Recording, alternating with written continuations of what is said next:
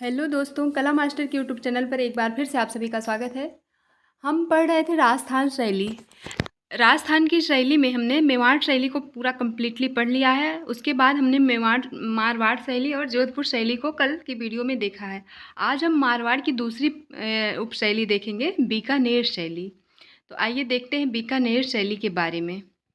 देखिए, बीकानेर जो जगह थी, बीकानेर जो क्षेत्र था, उसकी स्थापना, बीकानेर नगर की स्थापना अगर देखा जाए तो राव राव बीकाजी ने की थी। राव बीकाजी ने बीकानेर नामक नगर की स्थापना की थी 1488 ईस्वी में।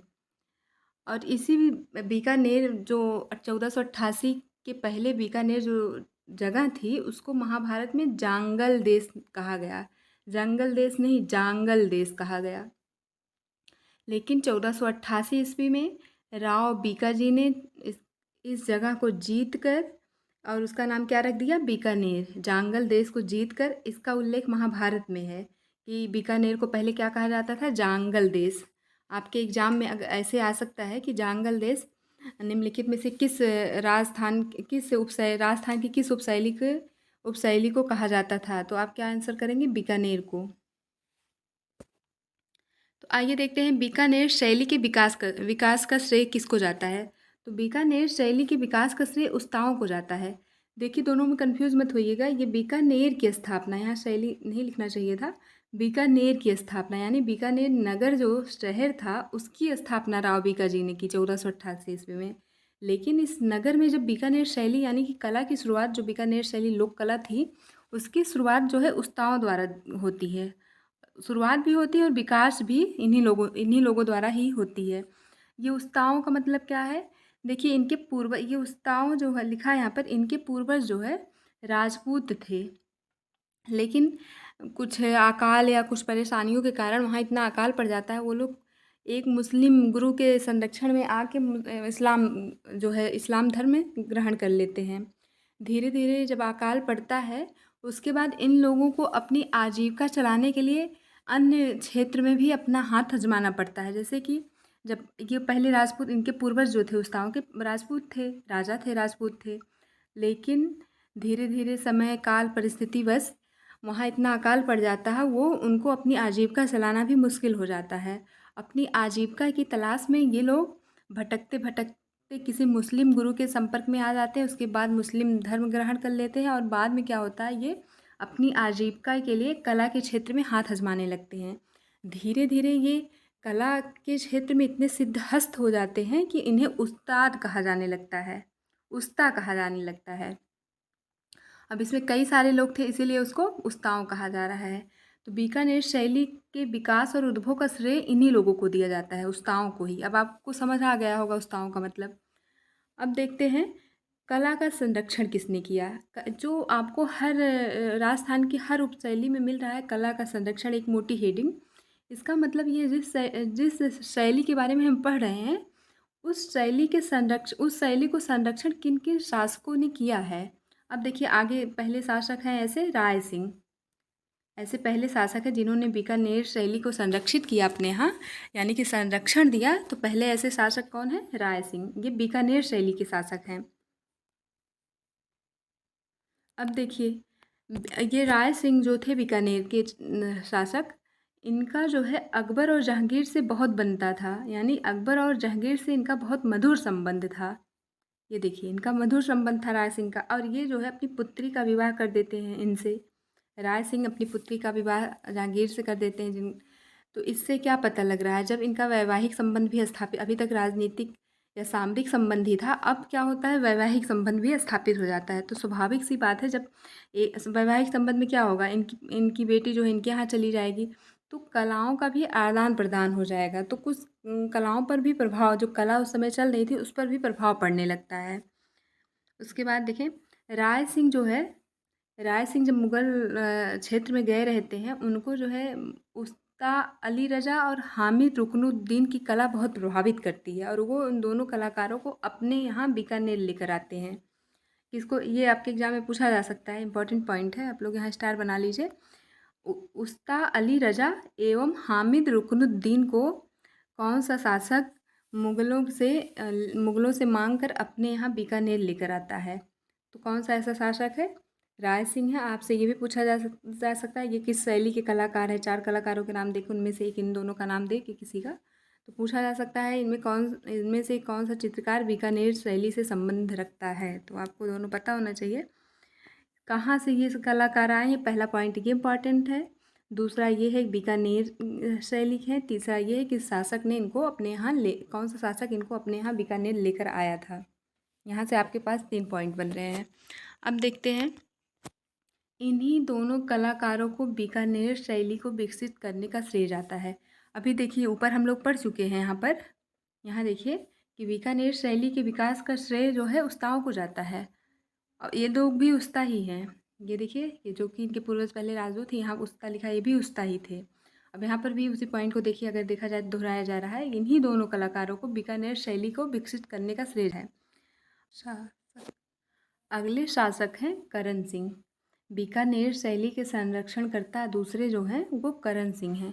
इन्होंने लक्ष्मी नारायण मंदिर का निर्माण कराया और उसे सजाने का कार्य जो है उस्ता अली रजा को सौंप दिया।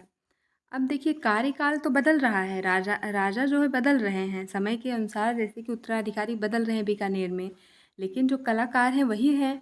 यहाँ भी देखिए उस्ता अली रजा के बारे में पढ़ा है। राय सिंह के समय में और करण सिंह के समय में भी वही कलाकार हैं, उस्ता अली रजा ही। तो यहाँ इम्पॉर्टेंट ये वाला पॉइंट इसलिए हो गया क्योंकि देखिए एक हिंदू मंदिर है, लक्ष्मी नारायण मंदिर जो है एक हिंदू मंदिर है जिसको एक हिंदू शासक ने स्थापित किया, लेकिन इसको सजाने का कार्य जो है उस्ता अली रजा जो कि एक मुस्लिम थे इनको सौंप दिया गया। इसलिए ये पॉइंट इम्पॉर्टेंट हो गया आपके लिए। अब देखिए दूसरा काम क्या हुआ इनके समय में, करण सिंह के समय में दूसरा काम ये हुआ, हामिद रुकनुद्दीन ने केशवदास की जो रसिक प्रिया बुक थी उसका चित्रण किया। इनके समय में केशवदास की रसिक प्रिया का चित्रण रुकनुद्दीन ने किया। ये दोनों कलाकार कहाँ से आए रहते हैं, मुगलों से लेकर कौन आया रहता है, राय सिंह लेकर आए। इसके पहले हम लोग पढ़ चुके हैं इसको। अब तीसरे संरक्षणकर्ता या तीसरे शासक जो बीकानेर शैली के हैं अनूप सिंह हैं। ये बहुत इंपॉर्टेंट शासक रहे हैं बीकानेर शैली के। देखिए इनको बीकानेर शैली का प्रणेता कहा जाता है, बीकानेर शैली का प्रणेता कहा जाता है। जैसे कि आप अगर आधुनिक कला में मैंने पढ़ाया था कि आधुनिक कला के प्रणेता किसको कहा जाता है, भारतीय आधुनिक कला के प्रणेता अगर आपको याद हो तो किसको कहा जाता था, अवनींद्र नाथ टैगोर को कहा जाता है। ऐसे ही बीकानेर शैली का प्रणेता अनूप सिंह को कहा जा रहा है, अनूप सिंह जो कि बीकानेर शैली के शासक थे। और इन्हीं के समय में बीकानेर शैली चरमोत्कर्ष पर पहुंचती है। चरमोत्कर्ष का मतलब बहुत अच्छे से मैंने पिछली वीडियो में समझा दिया है। अभी तक बीकानेर शैली अपने एक लो फॉर्म में आ रही थी, मतलब उतना विकास नहीं हुआ था जितना जाके अनूप सिंह के कार्यकाल में बीकानेर शैली का विकास होता है। अब देखते हैं अनूप सिंह के समय में और क्या काम हुआ। रसिक प्रिया, 12 मासा, भागवत पुराण का चित्रण हुआ। अभी इसके पहले हम लोगों ने पढ़ा करण सिंह, इनके समय में सिर्फ रसिक प्रिया का चित्रण होता है जिसका चित्रण हामिद रुकनुद्दीन जी करते हैं। लेकिन अनूप सिंह के समय में, इसीलिए तो इनको चरमोत्कर्ष कहा जाता है बीकानेर शैली का, इनके शासनकाल को, क्योंकि इतनी ढेर सारी किताबों पर चित्रण हो रहा है। देखिए अभी तक देखिए सिर्फ एक ही किताब के बारे में हम लोग पढ़े हैं, रसिक प्रिया के बारे में इसके ऊपर। लेकिन इनके समय में क्या हो रहा है, रसिक प्रिया भी है, 12 मासा भी है, भागवत पुराण भी है, इतनी सारी किताबों के ऊपर चित्रण हुआ। अब देखिए इनके समय में ही इन्हीं का व्यक्ति चित्र मिला। इनके समय में अनूप सिंह के जो शासक थे बीकानेर शैली के, इनके समय में उन्हीं का व्यक्ति चित्र बनाया गया। और मुग़लों द्वारा इनको महाराज की उपाधि मिलती है, मुग़लों द्वारा इनको महाराज की उपाधि मिलती है। इसके बाद के जितने भी शासक होते हैं, जैसे अनूप सिंह के बाद के जितने भी शासक होते हैं, ये सब अपने आगे महाराज लगाते हैं इसी की वजह से, क्योंकि यहाँ पर अनूप सिंह के शासनकाल में शासक को महाराज की उपाधि मिल जाती है। इसके बाद सभी लोग अपने नाम के आगे महाराज लगाते हैं। अब देखते हैं चौथे जो शासक थे बीकानेर शैली के, जो कि बीकानेर शैली के संरक्षणकर्ता थे। इनके समय में क्या क्या काम होता है बीकानेर शैली में। इनके समय के मुख्य चित्रकार थे शाह मोहम्मद। गज सिंह के समय के मुख्य चित्रकार थे शाह मोहम्मद।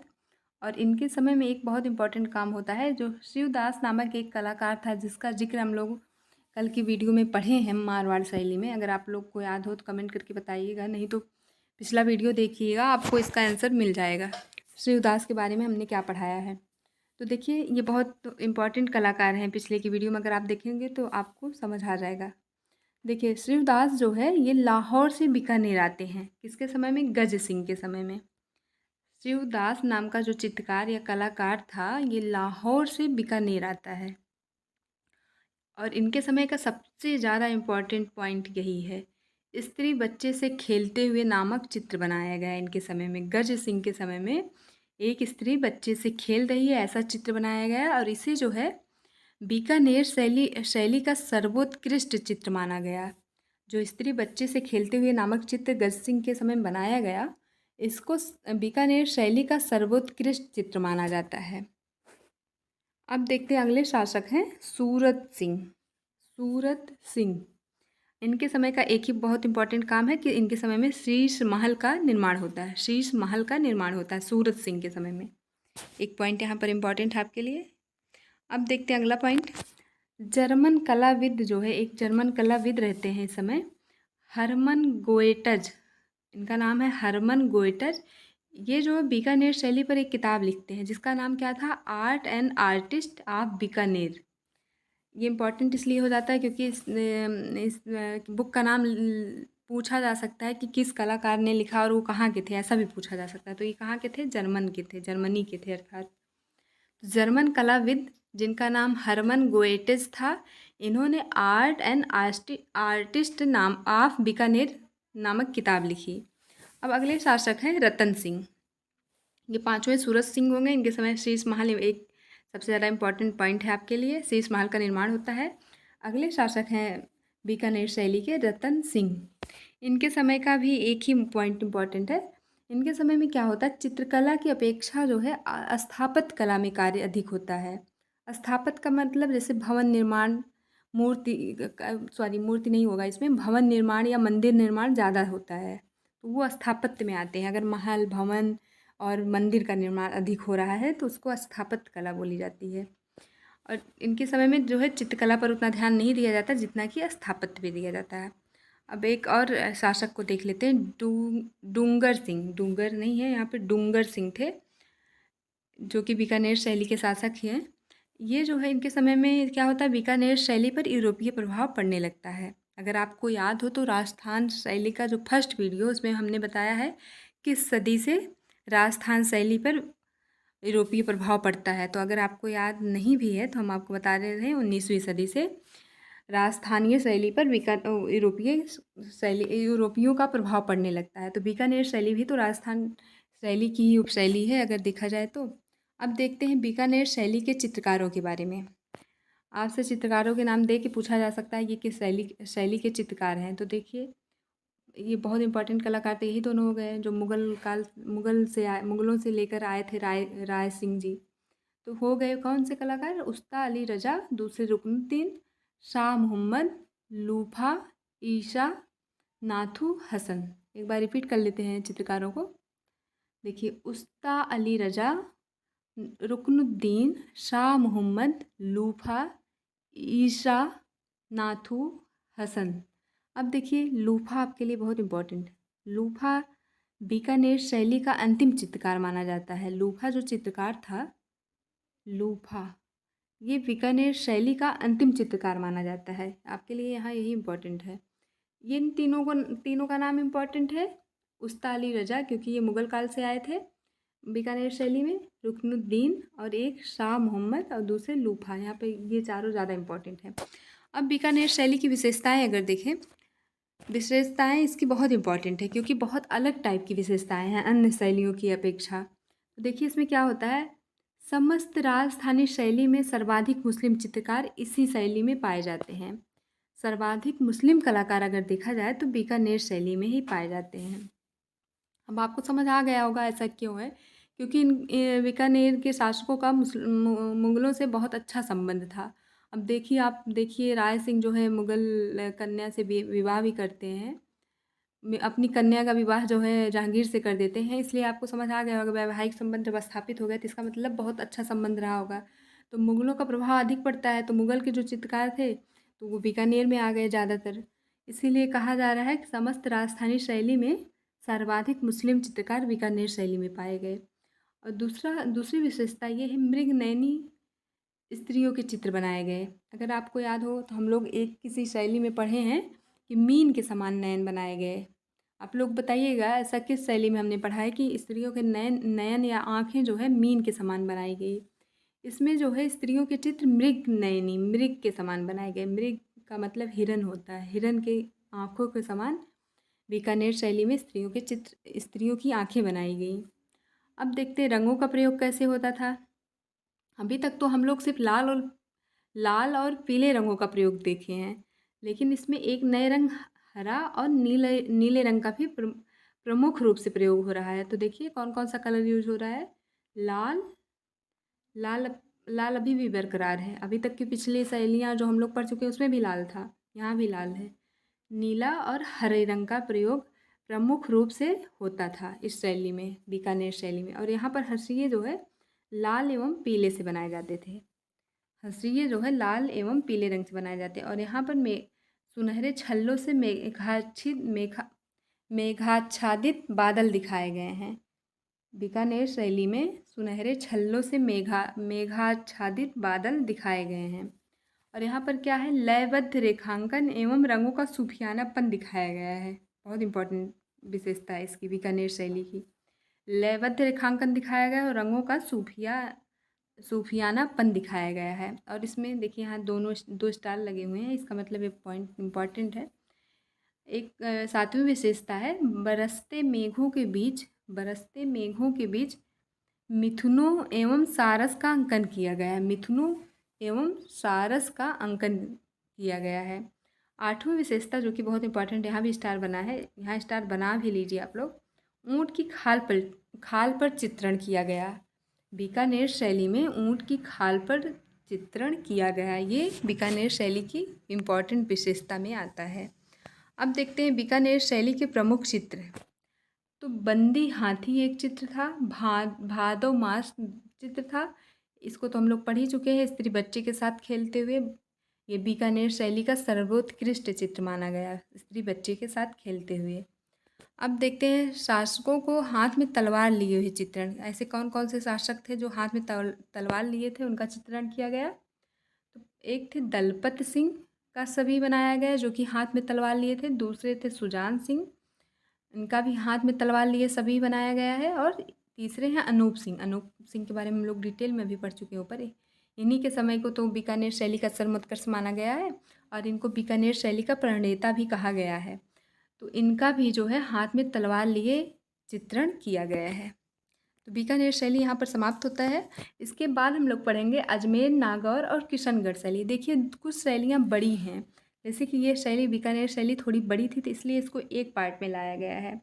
लेकिन जो अजमेर और नागौर है वो थोड़ी छोटी शैलियाँ हैं, जो आप उतना इम्पॉर्टेंट है, उसमें कुछ ही पॉइंट आपके एग्जाम के लिए इम्पॉर्टेंट है, इसलिए उसको तो एक ही पार्ट में लेकर आएंगे।